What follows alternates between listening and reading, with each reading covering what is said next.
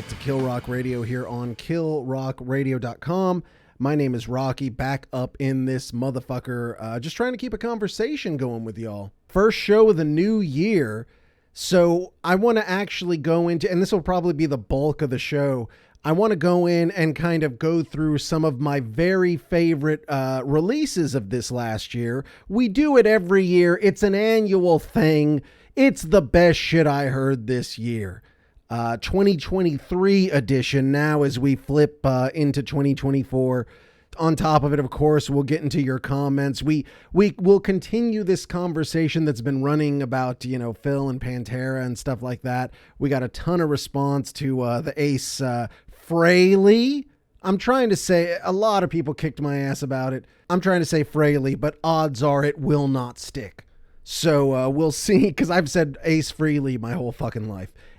2023 actually turned out to be a really good year for rock music. There were a lot of really kick-ass releases. We're going to go ahead and look into that as we've now flipped into 2024. A lot of great shit on the horizon. Let's look back at the very best shit that I heard this year.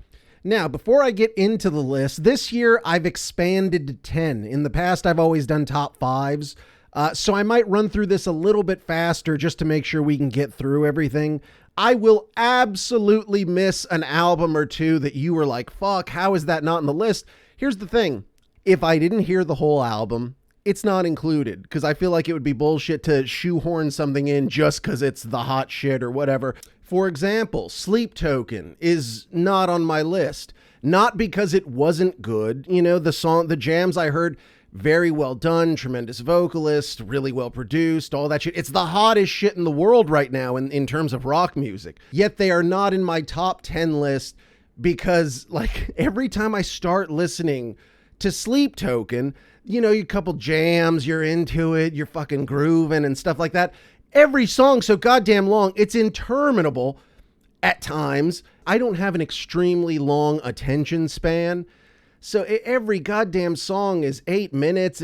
Like if you're with a gal and you want to listen to something that's not just completely fucking insipid and awful, it's great for that shit. But if I'm honest with you, I've never made it through the whole album. So I feel like it would be disingenuous to shoehorn it in just because it's the hot shit. So there will be things missed. These are the 10 best albums I heard this year.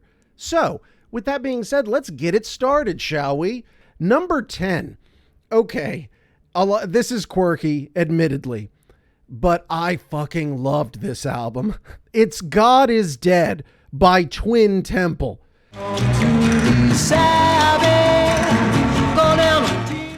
Twin Temple, I was first introduced to them via Ghost because they were the opener, like the secondary opener for the big tour with Ghost, Volbeat, and Twin Temple. And they've got such a weird sound because it's like, imagine like the Ronettes meets Amy Winehouse meets just the general concept of Satan. Twin Temple is satanic doo-wop music. I don't know what the fuck you're talking about. Twin Temple is composed of Alexandra and Zachary James, who are actually a married couple and claim to be practicing Satanists. Twin Temple had actually been at the center of a controversy when Alex Jones discovered them. And Alex Jones, of course, he's big about, you know, God and the devil and shit like that.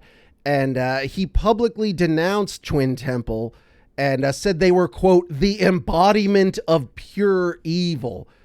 You know, that's just like your opinion, man. The band received death threats of violence at their shows. That seems like pretty much the last shit Jesus would do based on what I've read.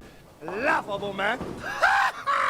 Or maybe you have it, maybe they could do the Bible as a fucking audio book read by Tucker Carlson. You don't mess around with God's America.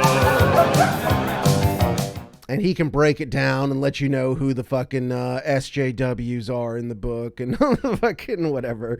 If you look at this album, every fucking song, Let's Have a Satanic Orgy. Two Sinners, Black Magic.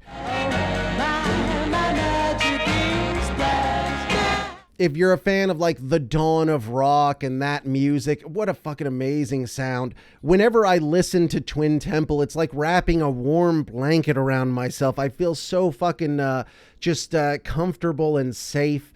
Just because of the sound, not because of Satan. In terms of the production, they do a great job of giving it a very retro sound. When you first listen to Twin Temple, the first thing that jumps out at you is the vocal of Alexandra James. Her voice is so perfectly set in this style of music. Well, I'm in the mood for distraction. Don't be afraid of... You should check them out if you've never heard them before. Next, we got Spirit Adrift out of Mesa, Arizona. They put out a pretty badass album this year called Ghost at the Gallows.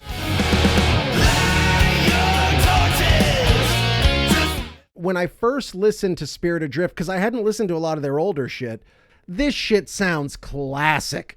It sounds like, you know, time-wise, I can't necessarily put a time to it, because good metal is timeless, I believe. But it reminds me very much of, like, early 80s, late 70s style jamming. A lot of that original British wave. It all comes together and makes a very, very classic stew.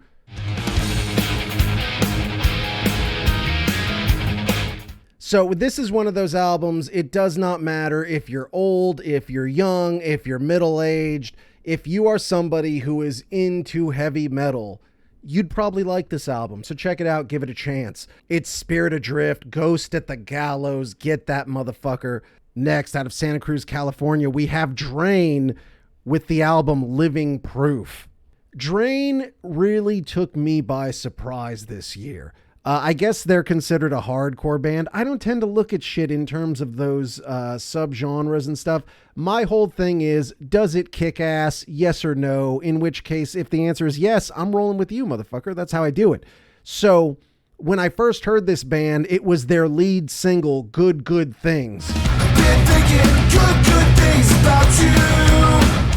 I don't know how the fuck that's not playing on the radio or anything like that. That is a great, great fucking song. The lead singer, Sammy, this fucking guy's name. Okay. Sammy Ciara Mataro. Somebody tell me how the fucking goes. Give me a phonetics. But you see, I'm going to call him Sammy C. I saw Sammy C, and this fucking guy looked so normal that it scared the piss out of me.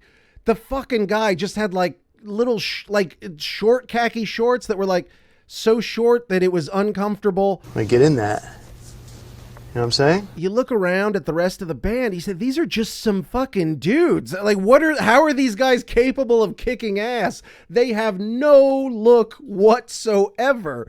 But then you get the album, and it's fucking explosive, dude.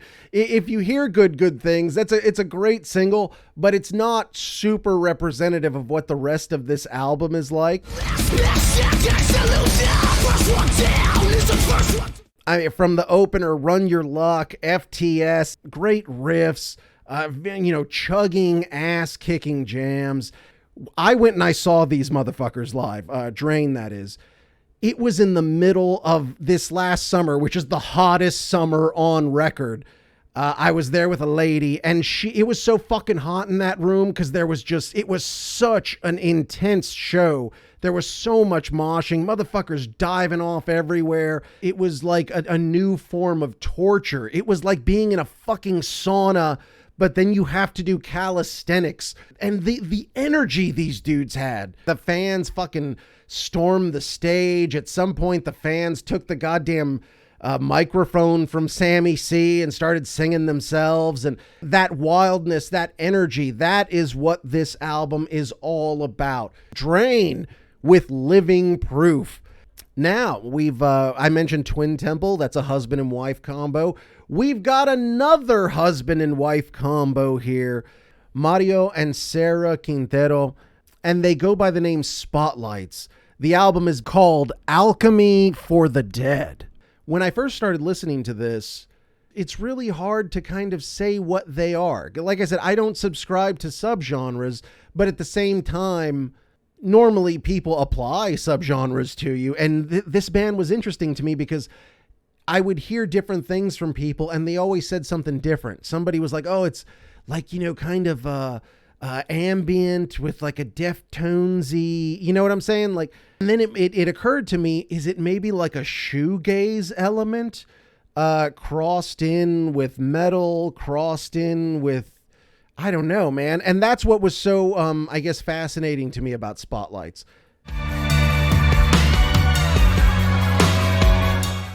There's an extreme moodiness to it. I don't want to use emotional because people then link it back to emo, but I guess there is a heavy emotional element to the music.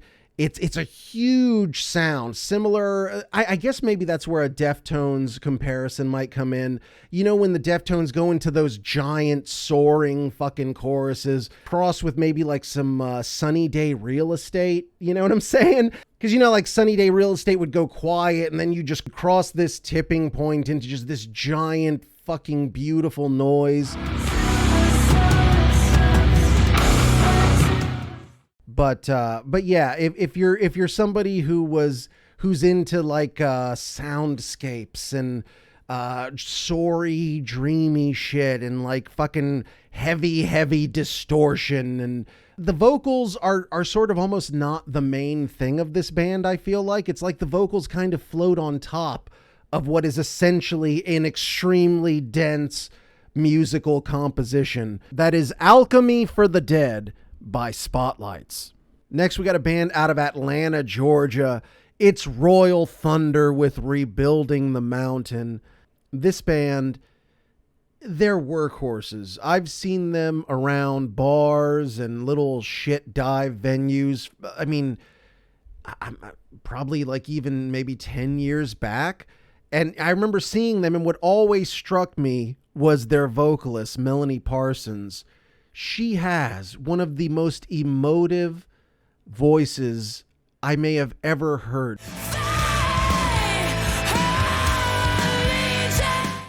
Musically, it's such a fucking crazy mix. I almost hear elements of like doom, but then it's like country, and then blues, and fucking southern rock, and just fucking pain. When I first started hearing this band, Melanie was married to the guitarist Josh Weaver, and then for their previous album Crooked Doors, they had broken up, so they had gotten divorced, but the dude was still in the band. If you could imagine how fucking weird that must have been, how I guess awkward, even if like, because people are like, whoa, you know, we're good friends.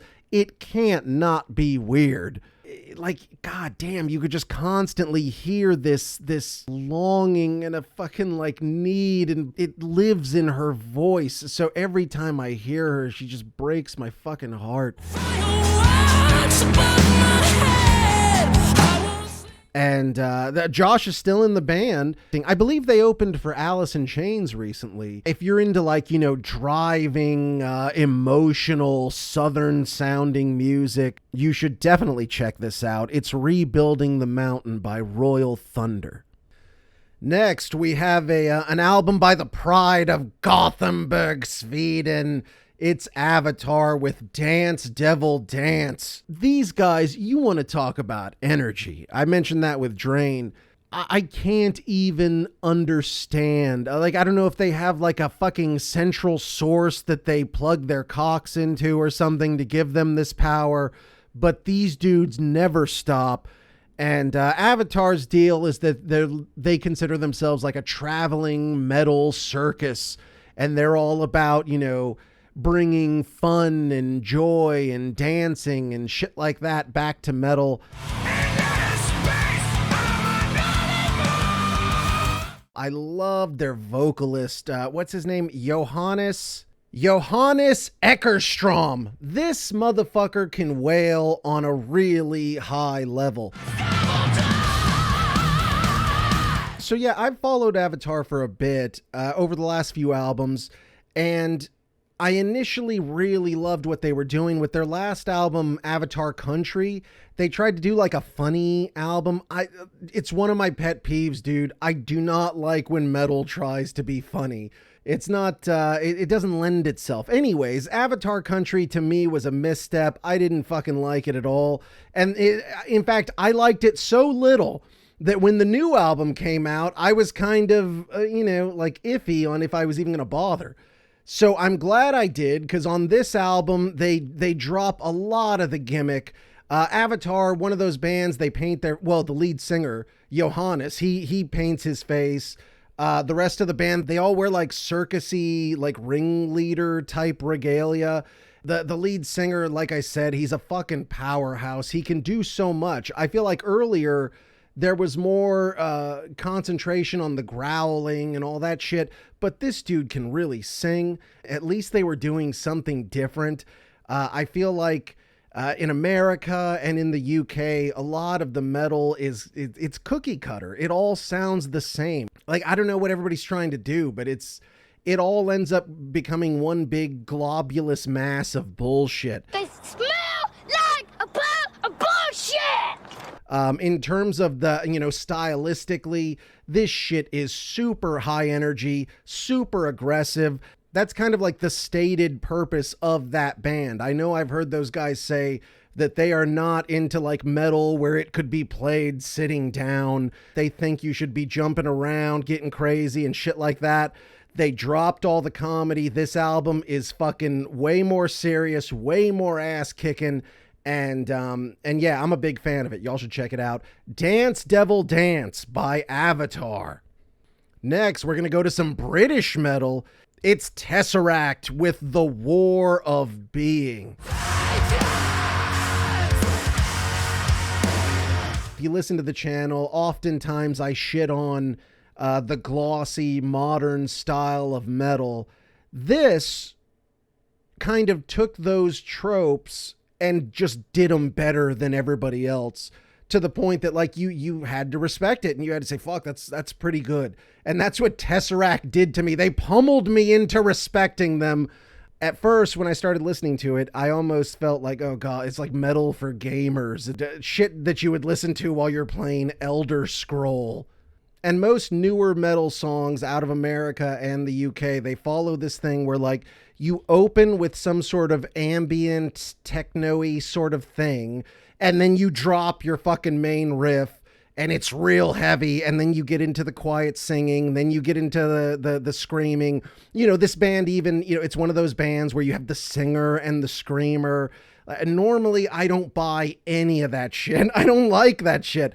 But as I said, these motherfuckers do it so well that you cannot help but jam. There's a lot of groove to it. That's why, like, one of my buddies referred to it as progressive. And I said, well, shit, is it really? It's got too much groove. Like, when I think of progressive, I think of sort of like lifeless, show off, jack off, super fast playing and shitty lyrics and, classic progressive metal shit. And that's not the case here. And it's progressive in a different way. Like the rhythms are really interesting. There are time shifts. As I said, it's done at a level that is so spectacular that you cannot help but love it. You will be jamming. And like I said, you put this motherfucker on while you're playing like some God of War, something where you're like fucking up trolls, where you've got like a sword and shit. You play one of those types of games, you put on Tesseract, you get some of that shit, some of that sativa, and you just kick ass for hours and hours. It's a great time. Tesseract, The War of Being. Now, we're getting here into the last three. These final three are in order. I loved these albums in the order that I am presenting them now. Everything before here, it's a mishmash. It's all really good. There's ups, there's downs, whatever. These three albums I really fucking loved. So let's get into it. I'm going to start off representing Boston, Massachusetts. It's Gozu with Remedy. I've looked around at some other people's best of shit on the year, And this is one album that I have not seen any fucking where. So I don't know if maybe I'm like the only asshole who knows about this, but this was absolutely one of my favorite albums of the year.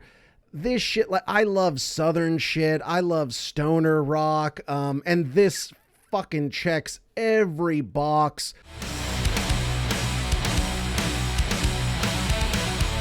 When you listen to Goes, if you're somebody who's into like Down, it's not just stoner rock. Lead singer / guitarist Mark Gaffney. This motherfucker is dropping obese riffs. Holy shit, these riffs are huge. And then on top of it, this dude sounds like Pepper Keenan from Corrosion of Conformity. Amazing singing voice, amazing riffage, huge groove. I have no idea how these guys aren't bigger than what the fuck they are. This band, you know, it is a stoner band at its core. So it does remind me of like a fucking badass weed strain. You know how like nowadays if you go to buy weed, you don't just buy weed, you fucking get like the whole life story of the fucking strain that you're getting. Dude, it's like you take fucking gelato, lemonade, whatever the fuck, and you cross it. Dude, you love Gary Payton? Dude, what if you take Gary Payton, you cross it with this motherfucker, now you got Scottie Pippen. And that's sort of what Gozu is. Gozu, there's several parents that have been mixed, and this is the strain that comes from it. I heard a lot of Alice in Chains style harmonies.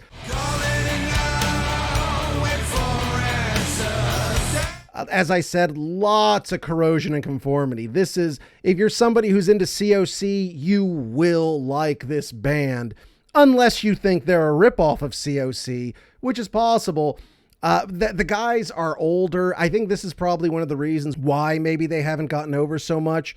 The guys are older. They're not a bunch of fucking Adonises and shit like that. They're just like middle-aged guys like kicking ass on such a high level.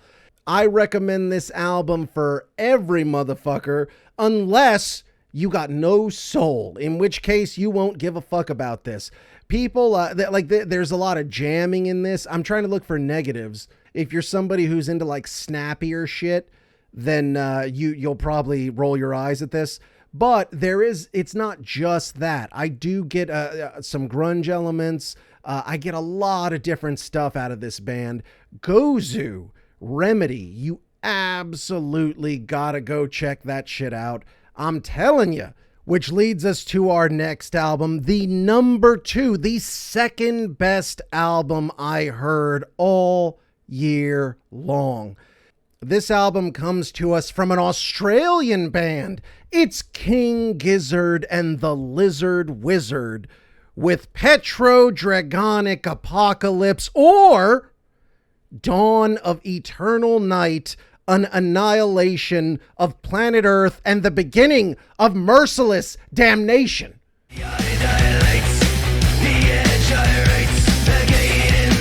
That's a hell of a name for a fucking album. King Gizzard and the Lizard Wizard are so weird. The first time I had ever heard them, there was a song they did called Planet B off a previous album that would, like, I heard it and I said, holy shit, this is like fucking Black Sabbath reincarnated. Who is this? And so I start looking up all this King Gizzard and the Lizard Wizard stuff. These guys put out a billion albums. They're all completely different genres. I mean, there's shit that's like jazz, there's folk, and they just happen to make a couple of metal albums that just happen to be completely fucking awesome. I mean, everything's worth doing. We're doing right. It's really hard to believe that a band that could bring such heavy shit could also at the same time be responsible for such kind of quirky shit. This album is retro, very retro. If you're somebody who's into modern metal, you're going to say, oh, this is for fucking nerds or whatever. But holy fuck, this is a good album. The creativity by these dudes is so off the chart. You cannot help but be in awe of these motherfuckers. I believe they put out like 5 fucking albums in a year before. They play long shows, and they put every show up on their website for full fucking download, along with art if you want to do bootlegs and shit.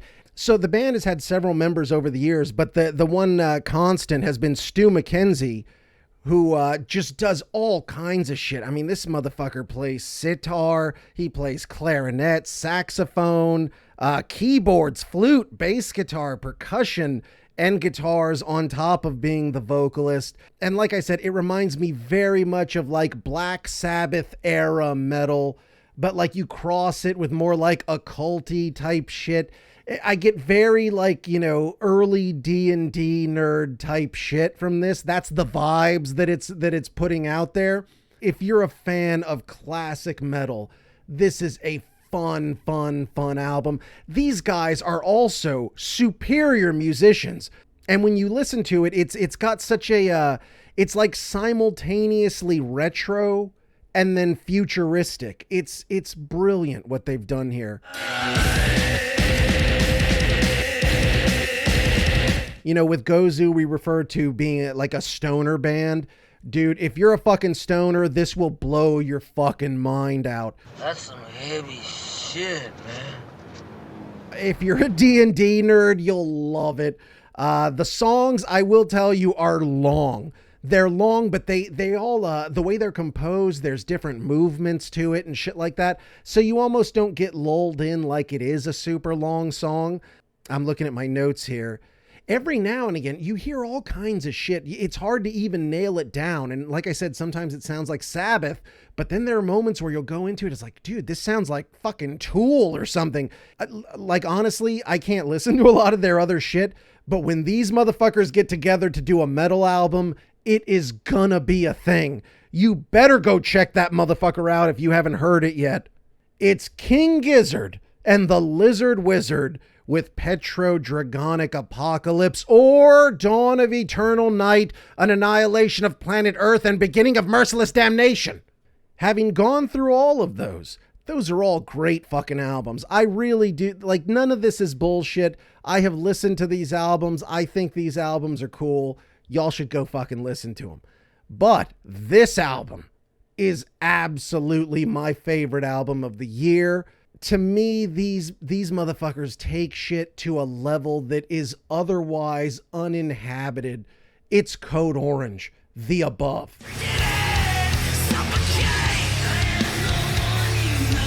Code Orange, you know, they started off as like a hardcore ass band too. And that's, you know, they have a fucking cult ass following from those early hardcore albums when they went by the name Code Orange Kids.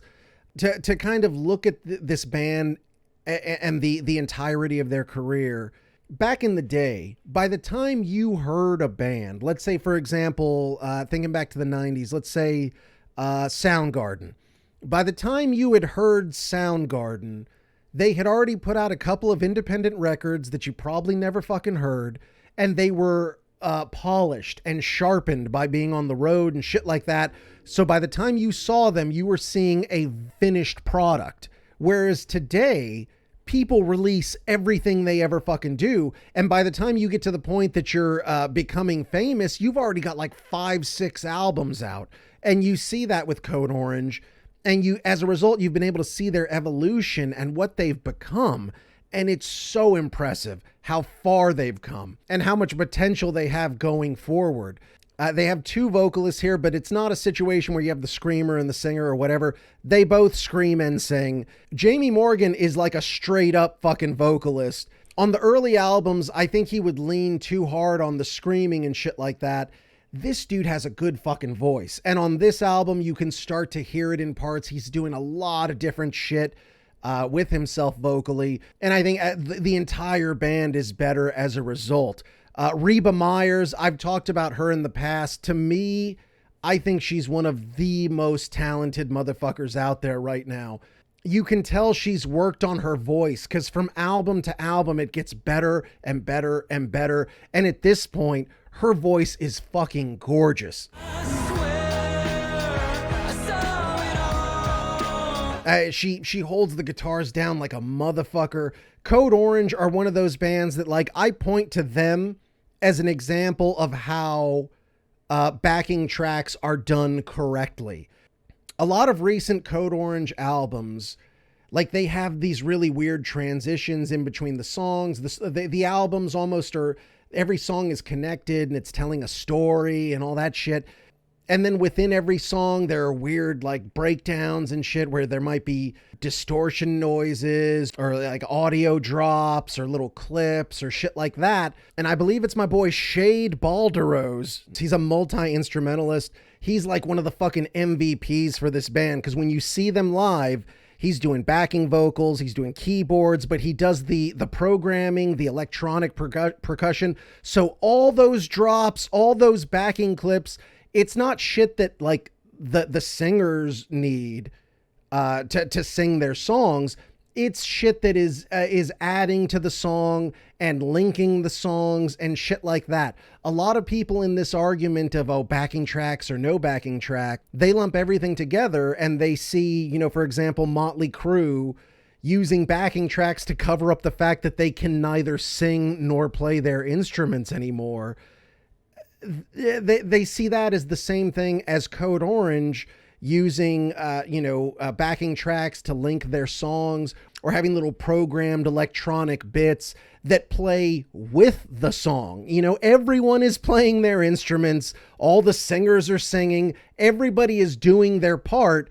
And my boy Shade is in here dropping in all the fucking backing bits. And I mean, it's a thing to behold when you see these motherfuckers live, because there's a million things going on. Musically, it's difficult. There's a lot of shit shifting around, and you see them live and it's just tight like dick skin. Ooh, and it's tighter than dick skin. Amazing, amazing live band.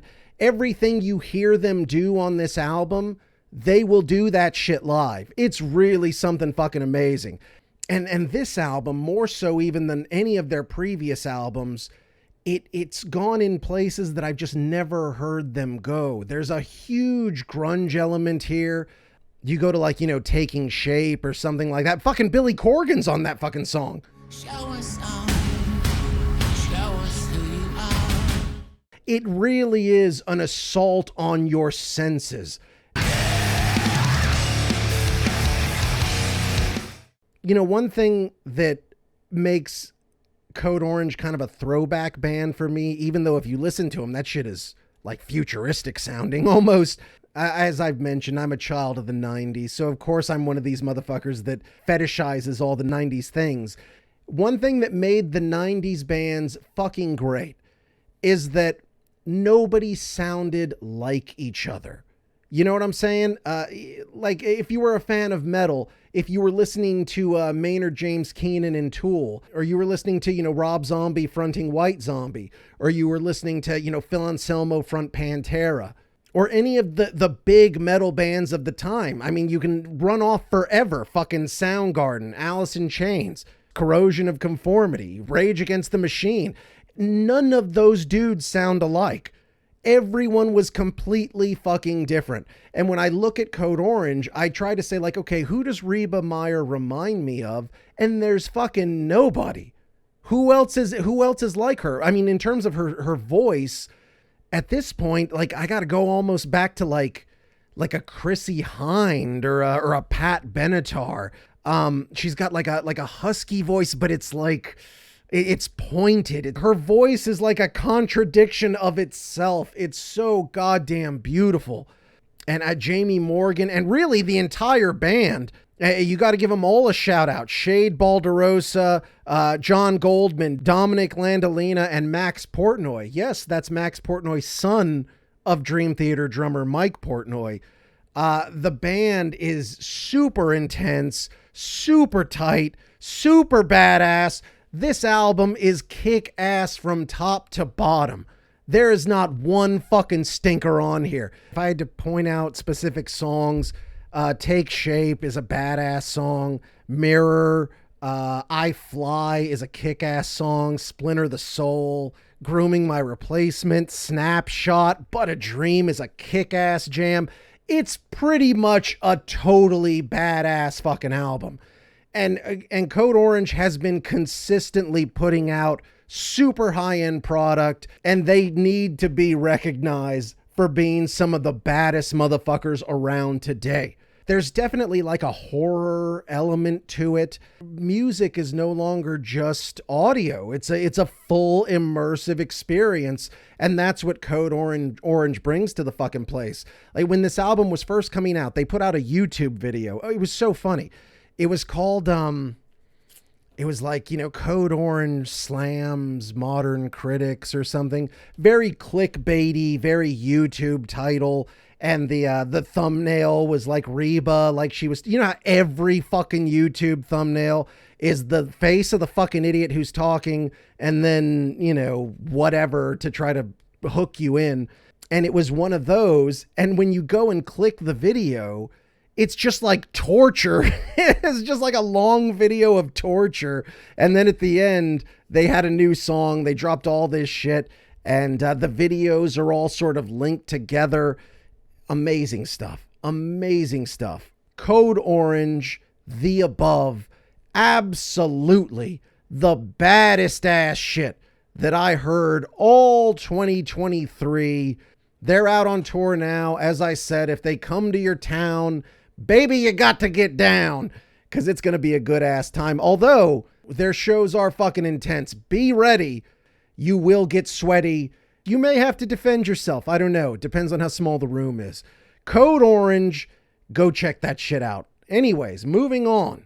All right, so I'm going to go ahead and get to your comments. info@killrockradio.com. Get up in our DMs, comment on our shit, and you just may make it into this this segment here. So most of our comments had to do either with with Ace Frehley and how he felt about the KISS avatars, and also more and more of what appears to be the endless argument of, is Phil Anselmo A, Nazi, B, responsible for the deaths of the Abbott brothers, C, is Phil a douche, or I don't fucking know. But so we have a lot of stuff about that.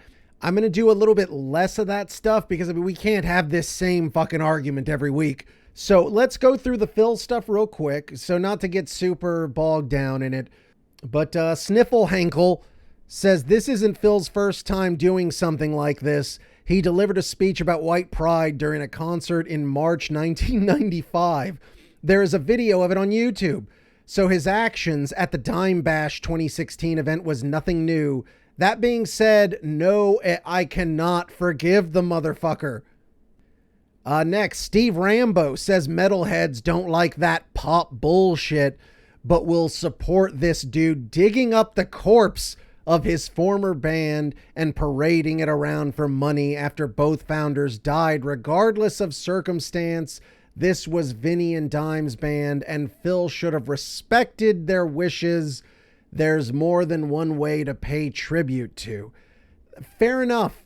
We're gonna have to agree to disagree, y'all, because I get what you're saying. I get what you're saying. Vinnie Paul, in his lifetime, said that he did not support a reunion, a quote-unquote reunion, with Zakk Wylde in place of Dimebag. He didn't support it. It's done with such love for those motherfuckers.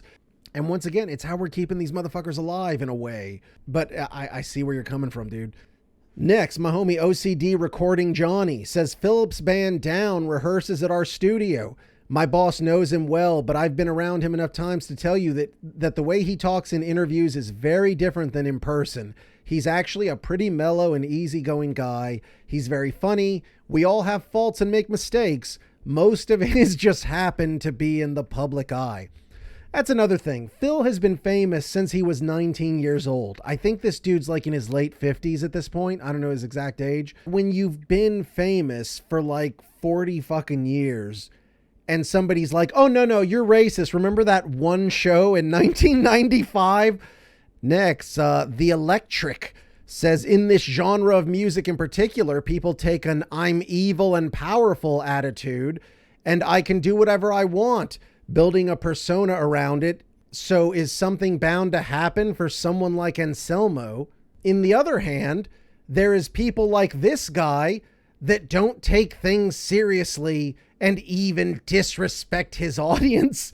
So I say, fuck this dumb idiot YouTuber. And also, I'm going to apologize for that. Oh, thank you. So all is good now, and we can move on, right? Listen, Electric, there's no need to apologize. We don't know each other. I don't give a fuck what you say about me. I don't give a fuck what you think, bitch. But yeah, we're good. Hey, well, we can move on. It's fine. I don't know. Okay, next, Mike Olive. I don't believe Phil is responsible for Dime's death, but I see you coming up as a Phil apologist. He is in fact a hardcore racist dude, and to a certain extent, so was Dime. I know those are hard pills to swallow, but the proof is in the pudding. Dime was a real cool dude, but it doesn't take much to look at the innuendos. But as to Phil, the dude is deep into that rabbit hole. Denying that and playing down that card makes you look dumb. I understand anyone who would see this shit and say you're coming off as a Phil apologist.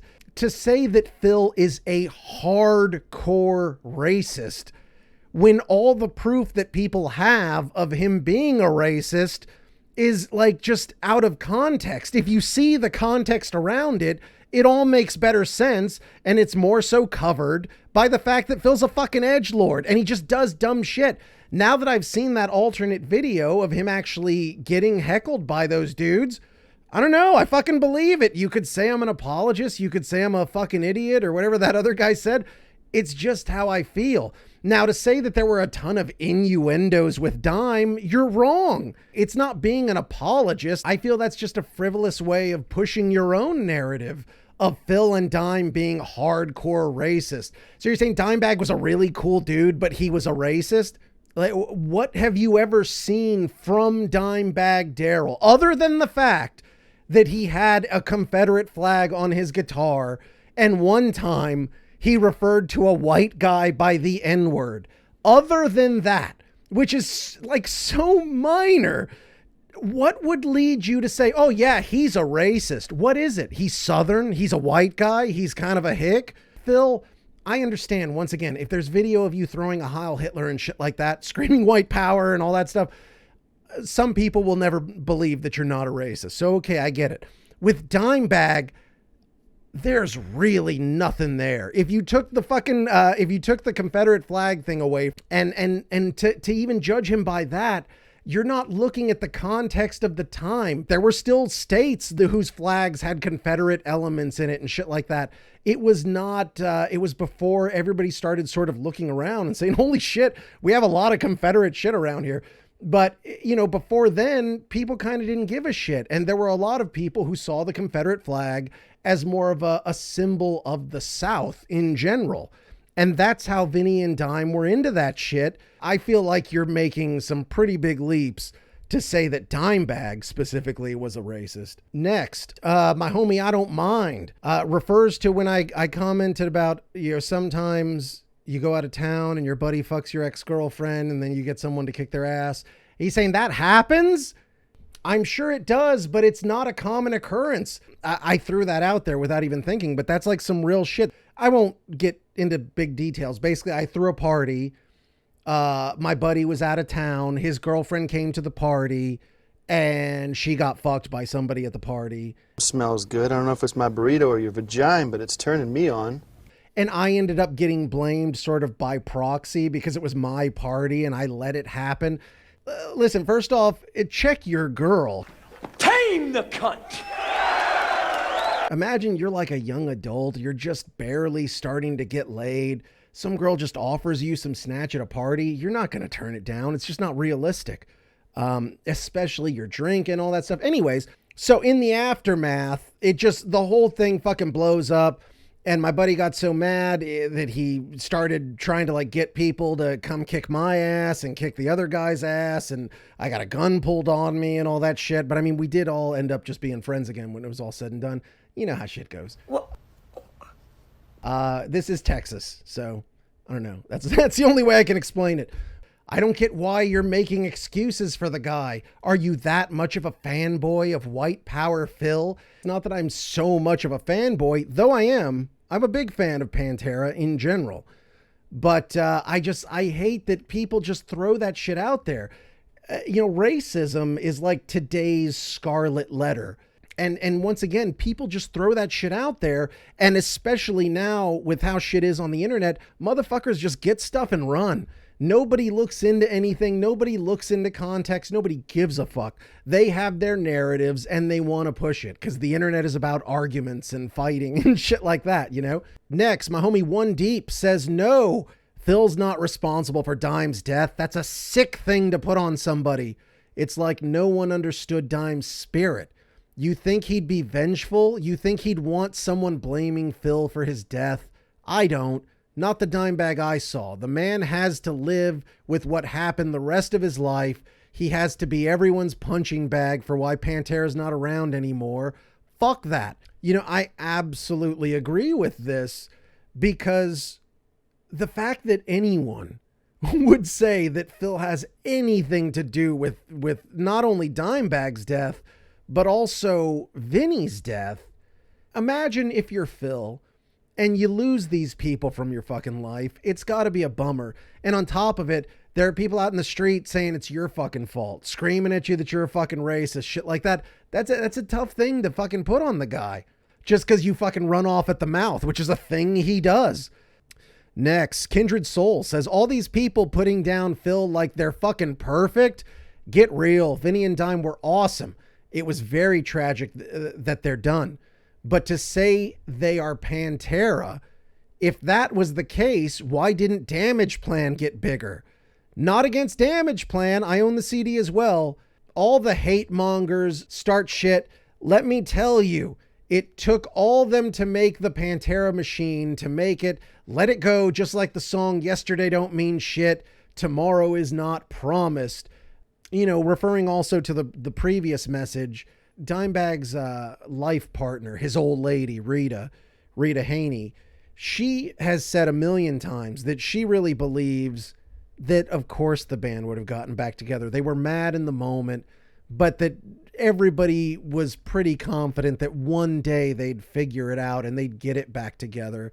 It's just when Dimebag was murdered, that shit caused a rift that it was never crossed. Vinny did blame Phil on some level for Dime's death, and Vinny blamed Phil for Pantera falling apart.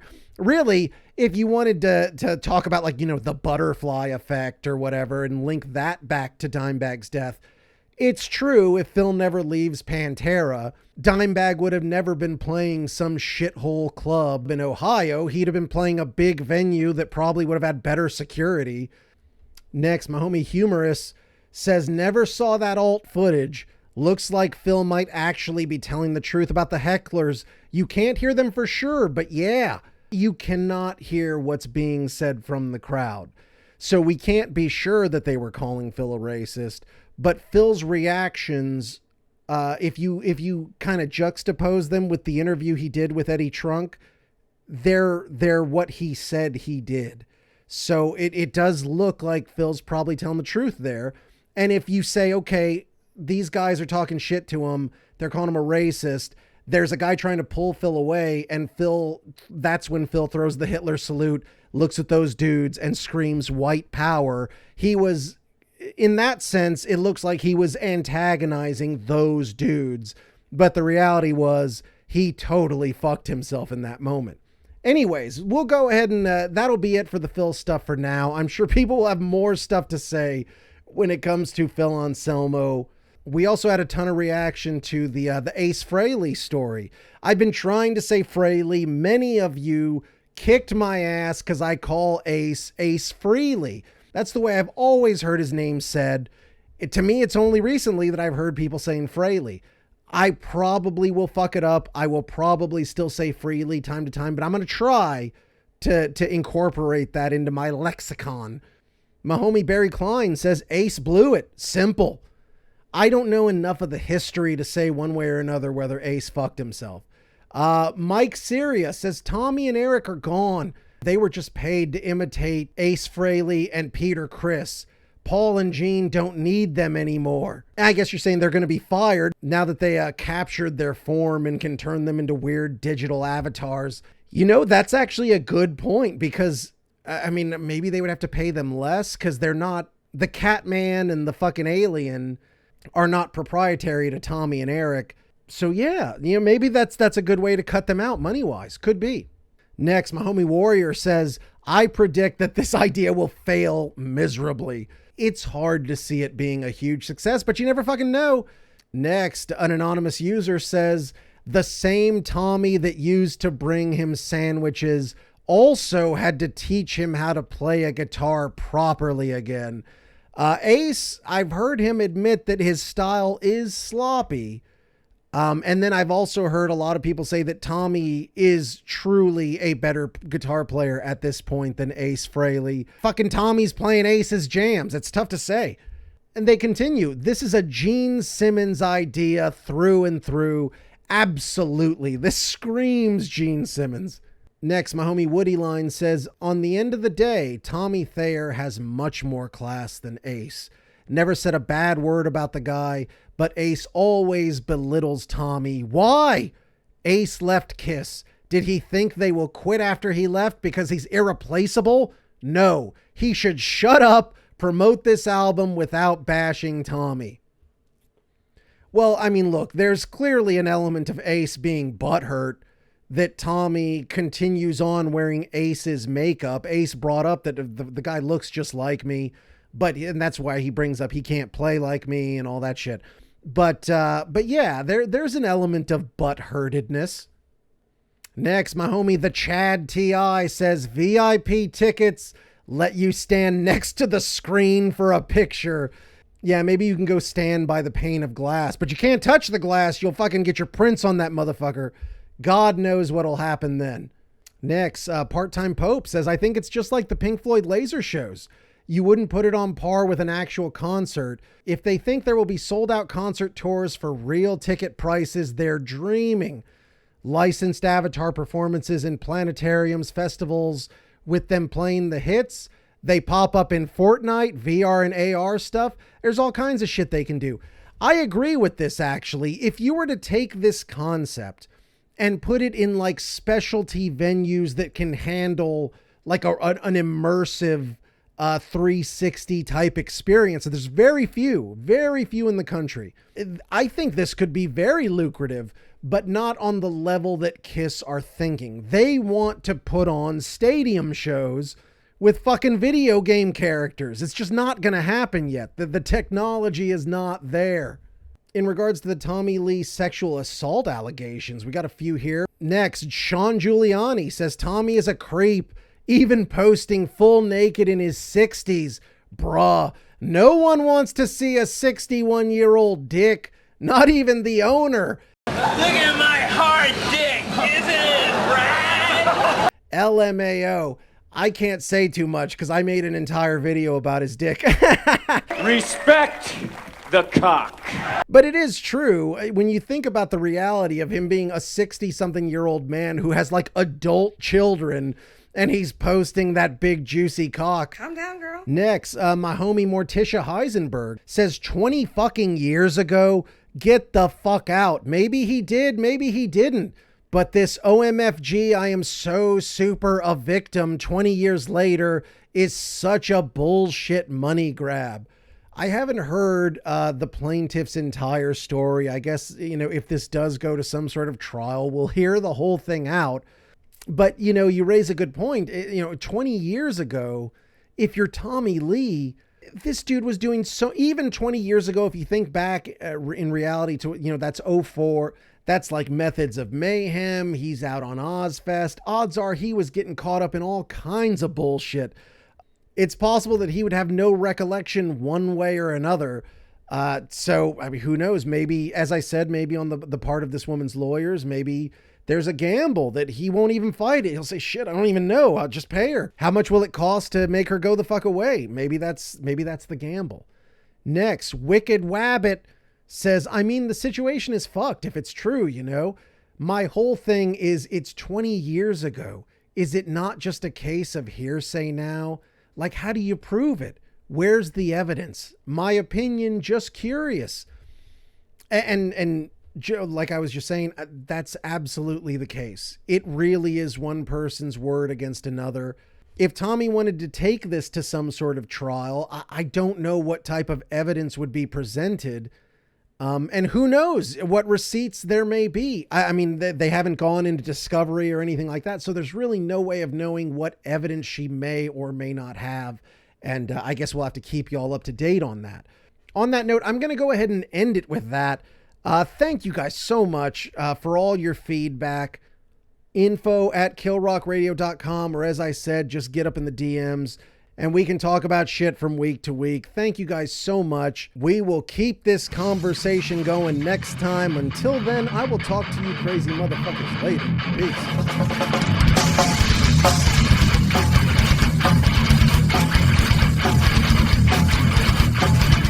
Got any questions or comments? Send them to info@killrockradio.com. To keep up with the latest and catch up on past interviews and clips, search Kill Rock Radio on YouTube, Facebook, Instagram, and Twitter. Subscribe to Kill Rock Radio wherever you listen to podcasts. I'm like, oh my God, just listen to it already.